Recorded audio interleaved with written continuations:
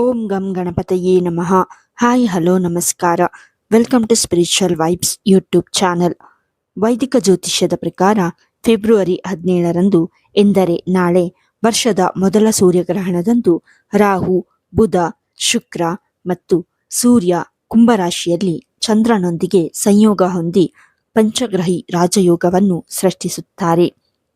ಸೂರ್ಯಗ್ರಹಣದಂದು ರೂಪುಗೊಳ್ಳುವ ಈ ವಿಶೇಷ ರಾಜಯೋಗದಿಂದ ಯಾವ ರಾಶಿಚಕ್ರ ಚಿಹ್ನೆಗಳು ಹೆಚ್ಚು ಪ್ರಯೋಜನ ಪಡೆಯಬಹುದು ಎಂದು ಈ ವಿಡಿಯೋದಲ್ಲಿ ತಿಳಿಯೋಣ. ವೈದಿಕ ಜ್ಯೋತಿಷ್ಯದ ಪ್ರಕಾರ ಪ್ರತಿಯೊಂದು ಗ್ರಹವು ಒಂದು ನಿರ್ದಿಷ್ಟ ಅವಧಿಯ ನಂತರ ತನ್ನ ರಾಶಿಚಕ್ರ ಚಿಹ್ನೆಯನ್ನು ಬದಲಾಯಿಸುತ್ತದೆ. ಇದು 12 ರಾಶಿಚಕ್ರ ಚಿಹ್ನೆಗಳ ಮೇಲೆ ಒಂದಲ್ಲ ಒಂದು ರೀತಿಯಲ್ಲಿ ಪರಿಣಾಮ ಬೀರುತ್ತದೆ. ಪ್ರಸ್ತುತ ಕುಂಭರಾಶಿಯಲ್ಲಿ ಗ್ರಹಗಳ ಸಭೆ ಇದೆ. ಬುಧ, ಶುಕ್ರ ಮತ್ತು ರಾಹು ಪ್ರಸ್ತುತ ಕುಂಭರಾಶಿಯಲ್ಲಿದ್ದಾರೆ ಮತ್ತು ಸೂರ್ಯ ಕೂಡ ಫೆಬ್ರವರಿ 13ರಂದು ಪ್ರವೇಶಿಸುತ್ತಾನೆ. ಫೆಬ್ರವರಿ 17ರಂದು ಚಂದ್ರನು ಕುಂಭರಾಶಿಗೆ ಪ್ರವೇಶಿಸುತ್ತಾನೆ. ಚಂದ್ರನು ಈ ರಾಶಿಚಕ್ರ ಚಿಹ್ನೆಯನ್ನು ಪ್ರವೇಶಿಸುತ್ತಿದ್ದಂತೆ ಪಂಚಗ್ರಹಿ ರಾಜಯೋಗವು ರೂಪುಗೊಳ್ಳುತ್ತದೆ.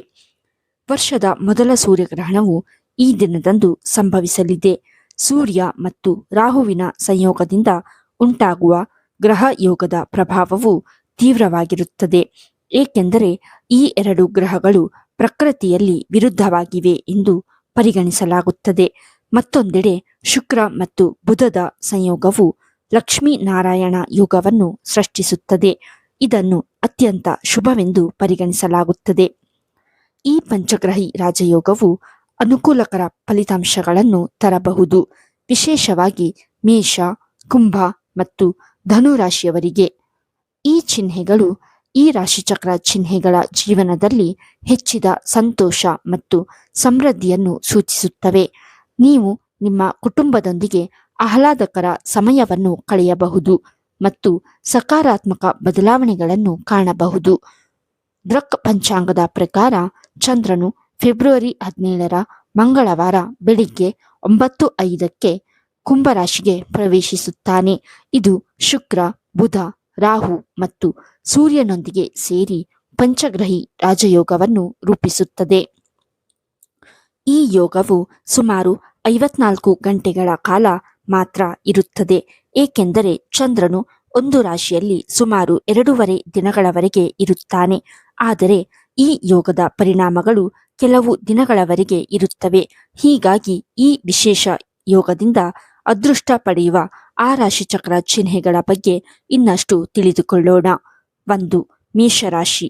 ಮೇಷರಾಶಿಯವರ ಸಂಚಾರ ಜಾತಕದ ಆದಾಯದ ಮನೆಯಲ್ಲಿ ಪಂಚಗ್ರಹಿ ಯೋಗವು ರೂಪುಗೊಳ್ಳುತ್ತಿದ್ದು, ಇದು ಗಮನಾರ್ಹ ಪರಿಣಾಮ ಬೀರಬಹುದು. ಶನಿಯ ಸಾಡೆಸಾತಿಯ ಮೊದಲ ಹಂತವು ಪ್ರಸ್ತುತ ನಡೆಯುತ್ತಿದ್ದರೂ ಪಂಚಗ್ರಹಿ ರಾಜಯೋಗವು ಸಕಾರಾತ್ಮಕ ಫಲಿತಾಂಶಗಳನ್ನು ಸೂಚಿಸುತ್ತದೆ. ಹಠಾತ್ ಆರ್ಥಿಕ ಲಾಭ, ಆರ್ಥಿಕ ಪ್ರಗತಿ ಮತ್ತು ಅದೃಷ್ಟದ ಬಲವಾದ ಸಾಧ್ಯತೆ ಇದೆ. ಜೀವನದಲ್ಲಿ ಆಹ್ಲಾದಕರ ಬದಲಾವಣೆಗಳು ಸಂಭವಿಸಬಹುದು ಮತ್ತು ನಡೆಯುತ್ತಿರುವ ಕೌಟುಂಬಿಕ ಸಮಸ್ಯೆಗಳು ಬಗೆಹರಿಯಬಹುದು. ಲಕ್ಷ್ಮೀದೇವಿಯ ಆಶೀರ್ವಾದದಿಂದ ಸಂಪತ್ತು ಗಳಿಸುವ ಸಾಧ್ಯತೆಗಳಿವೆ. ಆತ್ಮವಿಶ್ವಾಸ ಹೆಚ್ಚಾಗುತ್ತದೆ ಮತ್ತು ಹೊಸ ಆದಾಯದ ಮೂಲಗಳು ತೆರೆದುಕೊಳ್ಳಬಹುದು. ಒಟ್ಟಾಗಿ ವಂಶವೃಕ್ಷವು ಸಂತೋಷ, ಸಮೃದ್ಧಿ ಮತ್ತು ಆರ್ಥಿಕ ಬಲವನ್ನು ತರುತ್ತದೆ ಎಂದು ಸಾಬೀತುಪಡಿಸಬಹುದು. 2. ಧನುರಾಶಿ. ಧನುರಾಶಿಯಲ್ಲಿ ಜನಿಸಿದವರಿಗೆ ಪಂಚಗ್ರಹಿ ರಾಜಯೋಗ ಅನುಕೂಲಕರ ಫಲಗಳನ್ನು ತರಬಹುದು. ಈ ರಾಜಯೋಗವು ನಿಮ್ಮ ರಾಶಿಚಕ್ರ ಚಿಹ್ನೆಯ 3ನೇ ಮನೆಯಲ್ಲಿ ರೂಪುಗೊಳ್ಳುತ್ತಿದೆ.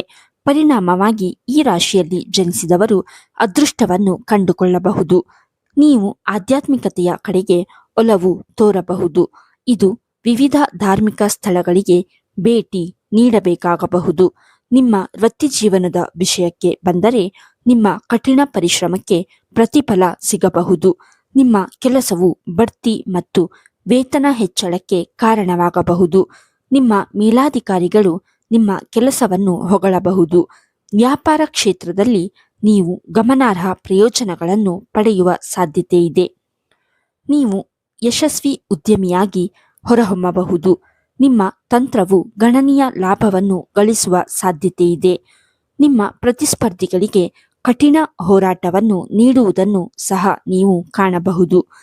ಆರ್ಥಿಕ ಕ್ಷೇತ್ರದಲ್ಲಿ ಅದೃಷ್ಟವು ನಿಮಗೆ ಅನುಕೂಲಕರವಾಗಬಹುದು. ಆದಾಯದ ಬಹು ಮೂಲಗಳು ತೆರೆದುಕೊಳ್ಳಬಹುದು. ಭವಿಷ್ಯಕ್ಕಾಗಿ ಹಣವನ್ನು ಉಳಿಸುವಲ್ಲಿ ನೀವು ಯಶಸ್ವಿಯಾಗಬಹುದು. ಪ್ರೀತಿ ಮತ್ತು ವಿವಾಹದ ವಿಷಯದಲ್ಲಿ ನೀವು ನಿಮ್ಮ ಸಂಗಾತಿಯೊಂದಿಗೆ ಉತ್ತಮ ಸಮಯವನ್ನು ಕಳೆಯಬಹುದು. ನಿಮ್ಮ ಸಂಬಂಧವು ಬಲಗೊಳ್ಳಬಹುದು. ನಿಮ್ಮ ಆರೋಗ್ಯವು ಉತ್ತಮವಾಗಿರುತ್ತದೆ. ಮನಸ್ಸಿನ ಶಾಂತಿಯನ್ನು ಕಂಡುಕೊಳ್ಳುವ ಸಾಧ್ಯತೆಗಳಿವೆ. 3. ಕುಂಭರಾಶಿ.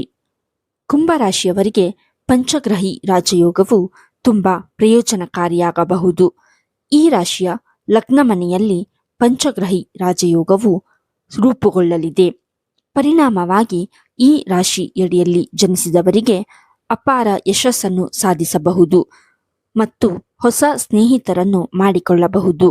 ಈ ಅವಧಿಯಲ್ಲಿ ವೃತ್ತಿಯ ದೃಷ್ಟಿಯಿಂದ ಹೊಸ ಉದ್ಯೋಗಾವಕಾಶಗಳು ಉದ್ಭವಿಸುವ ಸಾಧ್ಯತೆಯಿದೆ. ಇದು ನಿಮಗೆ ತೃಪ್ತಿಯನ್ನು ನೀಡುತ್ತದೆ. ಹೆಚ್ಚುವರಿಯಾಗಿ ಕೆಲಸದಲ್ಲಿ ಸಹೋದ್ಯೋಗಿಗಳು ಮತ್ತು ಮೇಲಾಧಿಕಾರಿಗಳೊಂದಿಗಿನ ನಿಮ್ಮ ಸಂಬಂಧಗಳು ಸುಧಾರಿಸಬಹುದು. ವ್ಯವಹಾರದ ದೃಷ್ಟಿಯಿಂದ ನೀವು ನಿಮ್ಮ ವ್ಯವಹಾರವನ್ನು ವಿಸ್ತರಿಸಬಹುದು. ಲಾಭದ ಸಾಧ್ಯತೆಯಿದೆ. ನಿಮ್ಮ ವ್ಯವಹಾರದಲ್ಲಿ ನೀವು ಹೊಸ ಒಪ್ಪಂದಗಳು ಮತ್ತು ಯೋಜನೆಗಳನ್ನು ಪಡೆಯಬಹುದು. ಅಂತಿಮವಾಗಿ ಆದಾಯ ಹೆಚ್ಚಾಗುತ್ತದೆ. ನೀವು ಸಂಪತ್ತನ್ನು ಸಂಗ್ರಹಿಸುವಲ್ಲಿಯೂ ಯಶಸ್ವಿಯಾಗಬಹುದು. ಪ್ರೇಮ ಜೀವನ ಸುಧಾರಿಸಬಹುದು. ನಿಮ್ಮ ಸಂಗಾತಿಯೊಂದಿಗೆ ನೀವು ಗುಣಮಟ್ಟದ ಸಮಯವನ್ನು ಕಳೆಯಬಹುದು.